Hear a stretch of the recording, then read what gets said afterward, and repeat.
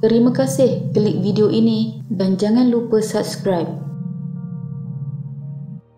Berita mengenai seorang pengawal Istana Kelantan ditembak sebanyak 4 das dari jarak dekat oleh penjenayah tidak dikenali telah menggemparkan bukan sahaja di Istana Kelantan, negeri Kelantan, malah di seluruh negara kita. Ketika itu, Sultan Negeri Kelantan masih lagi almarhum Tuanku Ismail Petra. Berikutan kejadian itu, pemangku raja iaitu Sultan Kelantan ketika ini, Tengku Muhammad Faris Petra, menitahkan supaya kawalan keselamatan ke atas Sultan Kelantan ditingkatkan. Tengku Muhammad Faris Petra dilantik menjadi pemangku raja Kelantan. Ekoran Sultan Kelantan tidak boleh menjalankan tugas hal ehwal negeri mengikut Undang-Undang Perlembagaan Tubuh Kerajaan Kelantan. Pengawal Istana Kelantan yang ditembak adalah kaki tangan pejabat Istana Kelantan yang bertugas sebagai pengawal keselamatan secara kontrak sejak lebih 17 tahun lalu, merupakan bekas tentera dan disifatkan sebagai kaki tangan yang berdedikasi dan beramanah dalam menjalankan tugasnya. Akibat dari tembakan itu, mangsa tidak sedarkan diri di tempat kejadian mengalami kecederaan parah dan dikejarkan ke hospital untuk mendapatkan rawatan. Kejadian dilaporkan berlaku selepas 1 bulan lebih kemelut cubaan merampas kuasa dari pemangku Raja Kelantan Tengku Muhammad Faris Petra, Sultan Ismail Petra. Dalam kejadian 1 Mei 2010, mangsa Ramli Muhammad berusia 50 tahun ketika kejadian yang sedang menunggang motosikal untuk pulang ke rumah dari tempat kerjanya ditembak oleh seorang suspek yang tidak dikenali di kampung Kok Keli, Tumpat. Mangsa ditemui oleh orang awam yang melalui kawasan kejadian. Pada mulanya disangkakan mangsa mengalami kemalangan. Mangsa minta diangkat kerana sesak nafas dan ketika itulah mangsa ada memberitahu saksi yang dia terkena tembakan sambil menunjukkan dada sebelah kanan. Seorang rakan saksi telah menahan sebuah kereta Pro 2 Viva dan mangsa dipangku olehnya di bahagian tempat duduk belakang kenderaan tersebut menuju ke Hospital Tumpat di Kelaburan. Setelah 19 hari mendapatkan rawatan di unit rawatan rapi ICU akibat ditembak, malangnya mangsa telah meninggal dunia di Hospital Raja Perempuan Zainab II di Kota Baru pada 19 Mei 2010 jam 3.30 pagi. Sehari sebelum kematiannya, Tengku Muhammad Faris Petra sempat menziarahi mangsa di hospital itu pada pukul 11 malam dan telah memberikan kata-kata nasihat kepada keluarga mangsa. Baginda juga telah menghulurkan sumbangan peribadi sebanyak RM100,000 kepada mangsa sebagai bantuan untuk mengurangkan beban keluarga pengawal istana itu. Ketika mangsa menghembuskan nafas terakhir, semua anggota keluarganya iaitu isteri Maznah Mustafa dan 5 anaknya ada bersama di sisinya. Sementara itu, seorang anak Allahyarham Muhammad Faris berusia 19 tahun ketika kejadian meminta polis mempercepatkan siasatan terhadap kes melibatkan kematian bapanya itu. Katanya mereka amat bersedih atas apa yang berlaku terhadap bapa mereka dan berharap pihak polis dapat mempercepatkan siasatan, manakala abang mangsa Major Bersara Azmi Muhammad turut mengucapkan terima kasih pada semua pihak yang membantu Allahyarham sehingga menghembuskan nafas terakhirnya itu. Jenazah mangsa dikafankan di hospital dan dibawa ke Masjid Muhammadi untuk solat jenazah dan dikebumikan di kampung Allahyarham di kampung Kok Keli, Tumpat selepas solat asar hari yang sama. Tengku Muhammad Faris Petra amat berduka cita dengan apa yang berlaku dan baginda berharap polis dapat meletakkan keutamaan kepada kes ini. Baginda juga menyampaikan salam takziah kepada keluarga mangsa dan merakamkan jutaan terima kasih kepada doktor-doktor pakar daripada Hospital Raja Perempuan Zainab II yang telah bertungkus lumus memberikan rawatan terbaik. Ketua Jabatan Forensik Hospital Pulau Pinang ketika itu, Datuk Dr. Zahari Noor, bertanggungjawab melakukan bedah siasat ke atas mayat Ramli, memberitahu kematian mangsa disebabkan kegagalan organ, jangkitan kuman dan darah kesan tembakan yang turut mengenai paru-parunya. Dr. Zahari yang juga berkhidmat sebagai pakar perunding forensik Hospital Tengku Ampuan Afzan berkata 1 das tembakan dari arah depan yang dilepaskan telah terkena dada kanan mangsa pada jarak kira-kira 1 meter. Bersesuaian dengan maklumat, mangsa masih menunggang motosikal dan mungkin pembunuh berada pada aras atas sedikit dari kedudukan mangsa. Keluarga mangsa kemudian telah membuat permohonan untuk melakukan inkues kematian bagi menyiasat punca kematian mangsa dan prosiding tersebut telah bermula pada 10 Januari 2011. Dalam prosiding, isteri mangsa Maznah Mustafa memberitahu kali terakhir dia bertemu suaminya adalah pada 30 April 2010 selepas asar ketika suaminya hendak ke tempat kerja. Menurutnya, dia kemudian telah diberitahu oleh anak lelakinya Muhammad Faris bahawa suaminya telah ditembak pada sebelah malamnya, iaitu kira-kira pukul 12.30 tengah malam. Maznah memberitahu sebelum kejadian itu, suaminya pernah mendakwa ketika bertugas di Hospital Mount Elizabeth, Singapura, iaitu Hospital Sultan Kelantan. Ketika itu, Tuanku Ismail Petra dirawat. Dia pernah berselisih faham dengan pengawal upahan swasta. Sepanjang Sultan Kelantan ketika itu dirawat di sana, suaminya sering berulang-alik mengikut jadual yang disediakan. Dia pernah memberitahu tentang perselisihan faham itu, namun tidak memberitahu puncanya. Mahkamah Koroner ditumpat diberitahu berlaku insiden tarik-menarik antara pengawal Istana Kelantan terdiri daripada anggota polis dengan beberapa pengawal upahan swasta ketika Sultan Ismail Petra menerima rawatan di Hospital Mount Elizabeth, Singapura awal tahun 2010.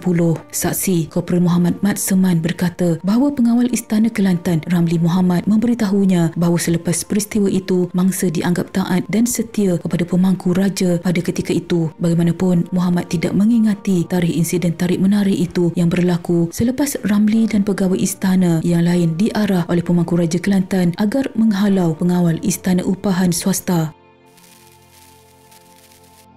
Mahkamah Koroner telah diberitahu oleh seorang saksi yang mangsa pernah bertengkar dengan beberapa pengawal peribadi bekas Tengku Temenggung Kelantan, Tengku Muhammad Fakhri Petra, beberapa hari sebelum Allahyarham ditembak. Saksi tersebut yang merupakan pengawal Istana Negeri, Lance Corporal Hafizi Azim Anim berkata, pertengkaran itu berlaku ekoran tindakan pengawal peribadi berkenaan tidak membenarkan mangsa dan semua pengawal istana memasuki Istana Mahkota atas arahan Tengku Muhammad Fakhri Petra dan bondanya Raja Perempuan Tengku Anis, Tengku Abdul Hamid. Mangsa dikatakan telah bertengkar kerana sikap kurang ajar pengawal peribadi itu terhadap pengawal istana yang terdiri daripada anggota polis, tetapi ia tidak sampai kepada tumbuk menumbuk. Sampai satu ketika mangsa pernah mengeluarkan kata-kata kepada pengawal peribadi itu yang menyebut, "Mu ingat mu kedai beko." Saksi tersebut turut memberitahu dia pernah dimaklumkan oleh seorang pemandu ambulans di istana bahawa pengawal peribadi yang diupah itu sanggup untuk menembak polis yang diibaratkannya sebagai makan gaji buta jika diberikan senjata api. Mahkamah turut diberitahu bahawa khidmat pengawal peribadi terbabit adalah pengawal upahan yang telah digunakan ketika bekas Sultan Kelantan Sultan Ismail Petra menerima rawatan di Hospital Mount Elizabeth, Singapura sejak April 2009. Pengawal peribadi itu telah mengambil alih tugas pengawal istana dan mereka tidak dibenarkan langsung mendekati bilik Sultan Kelantan di hospital pada masa itu dan pernah beberapa kali berlaku pertengkaran. Keadaan itu berterusan sehingga Sultan Ismail Petra kembali ke Istana Mahkota kira-kira setahun selepas itu. Dalam prosiding hari yang berlainan, Mahkamah Koroner diberitahu peluru yang menyebabkan kematian pengawal Istana Kelantan Ramli Muhammad disahkan tidak sepadan dengan senjata api milik bekas Tengku Temenggung Kelantan Tengku Muhammad Fakhri Petra. Ketika itu, polis turut menahan dua lelaki bagi membantu siasatan, iaitu pemandu istana Muhammad Saleh atau Abdul Ghani Ismail dan tukang masak peribadi Tengku Muhammad Fakhri Petra Muhammad Rusdi Hassan atau lebih dikenali Chef D. Polis merampas sebuah telefon bimbit jenis Motorola milik Muhammad Rusdi bagi menyiasat butiran mesej menerusi khidmat pesanan ringkas SMS. Terdapat satu SMS yang disiasat yang dihantar oleh seorang lelaki bernama Rosli Mat Yaman bersabit sebuah motosikal yang dipinjam Muhammad Rusdi sebelum kejadian. Dalam keterangan kepada polis, Rosli atau Abang Long mendakwa Muhammad Rusdi datang bersama seorang lelaki lain untuk mengambil motosikal milik individu dikenali sebagai Amy Azmi pada 28 April 2010. Namun Muhammad Rusdi pula mendakwa hanya dia seorang sahaja yang mengambil motosikal berkenaan dan menambah motosikal itu dikembalikan kepada Amy Azmi pada 2 Mei 2010, iaitu sehari selepas kejadian tembak berlaku. Hasil siasatan bersama Muhammad Saleh, Muhammad Rosdi dikatakan pernah menawarkan senjata api kepadanya dan beberapa kaki tangan istana yang lain, termasuk 3 pengawal peribadi dari Singapura yang diupah oleh bekas Tengku Temenggung Kelantan Tengku Muhammad Fakhri Petra, tetapi tidak mengingati bila perkara itu berlaku. Menurut Mak Saleh juga, seminggu sebelum kejadian, dia juga pernah ditanya oleh Muhammad Rosdi mengenai nombor plate motosikal mangsa, tetapi memberitahu tidak ingat. Dia bertanya kembali kepada Muhammad Rosdi mengapa ingin tahu nombor plate motosikal mangsa. Muhammad Rosdi menjawab yang dia ada mendengar mangsa mahu menjual motornya itu. Muhammad Saleh bagaimanapun memberitahu tidak begitu mengenali Muhammad Rosdi yang merupakan tukang masak istana yang kerap menyediakan makanan kepada Tengku Muhammad Fakhri Petra pada ketika itu masih bergelar Tengku Temenggung Kelantan. Hasil siasatan bersama Muhammad Rosdi pula menafikan dirinya terbabit dengan kematian mangsa yang ditembak. Muhammad Rosdi membuat penafian itu pada prosiding inquest bagi menyiasat punca kematian pengawal Istana Negeri Kelantan itu. Muhammad Rosdi juga memberitahu bahawa dia turut berasa sedih atas kejadian yang menimpa mangsa dan mengaku bukan dia yang menembak mangsa. Dia ada bersama-sama keluarga dan kawan-kawan isterinya semasa kejadian. Muhammad Rosdi memberitahu bahawa pada 30 April 2010, dia, isteri, 2 anaknya dan beberapa rakan isterinya yang mengajar di Sekolah Menengah Kebangsaan Sungai Pinang telah bercuti ke Bukit Merah Lake Town Resort, Taiping dan pulang pada 2 Mei 2010. Menurutnya, dia hanya mengetahui mangsa ditembak apabila dimaklumkan oleh seorang tukang masak istana yang dipanggil Kak Hawa yang turut bercuti di Bukit Merah ketika itu. Muhammad Rosdi mengaku ada meminjam sebuah motosikal dari pekerja am Istana Mahkota sebelum bertolak ke Bukit Merah dan hanya memulangkannya selepas pulang daripada bercuti. Katanya motosikal itu dipinjam bagi membeli barang untuk dimasak di kampung Cina.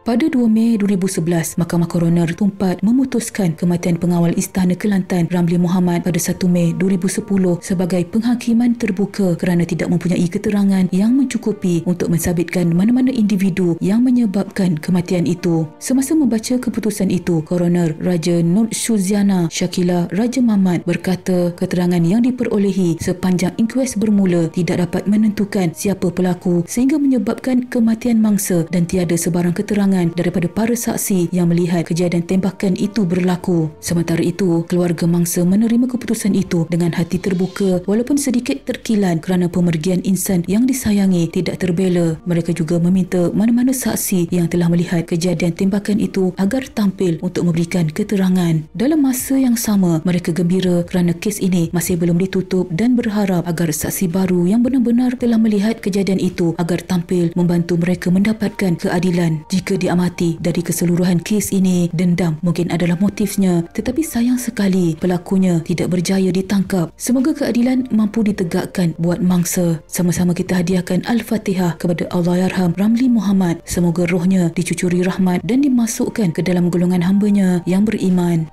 Sekian.